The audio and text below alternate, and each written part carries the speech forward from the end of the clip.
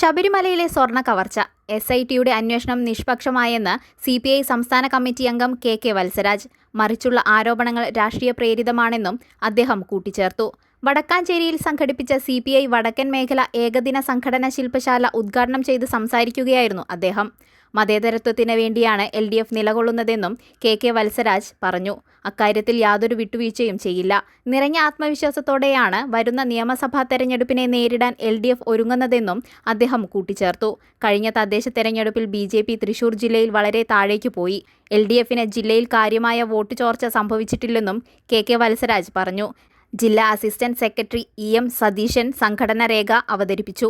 ജില്ലാ secretary KG Sivanandan, ശില്പശാല leader MR Somanarayanan, മണ്ഡലം secretary MU Kabeer, VS Prince, TK Sudheesh, KP Sandeep, Premraj Choondalath, Rajeshwaran, ശില്പശാല ഡെപ്യൂട്ടി ലീഡർ P ശ്രീകുമാർ സംസാരിച്ചു.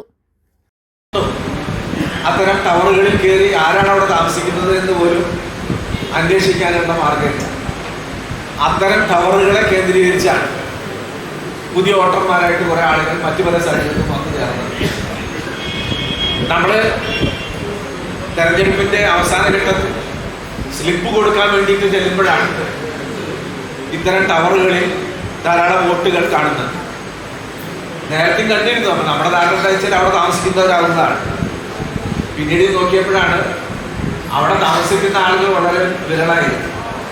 വരവൂരിൽ നിന്നും ചേലക്കരയിൽ നിന്നും കേരളത്തിൻ്റെ പല ഭാഗത്തു നിന്നും വന്നിട്ടുള്ള ആളുകളാണ് അവിടെ വോട്ടർമാരായി ചേർന്നത്. അത് നമുക്ക് കണ്ടുപിടിക്കാൻ പറ്റിയെന്ന് വെച്ചാൽ നമ്മുടെ മറ്റു പ്രദേശങ്ങളിൽ നിന്ന് വോട്ട് നീക്കം ചെയ്തവരുടെ പട്ടികയിൽ ആളുകളെ കാണുകയാണ്.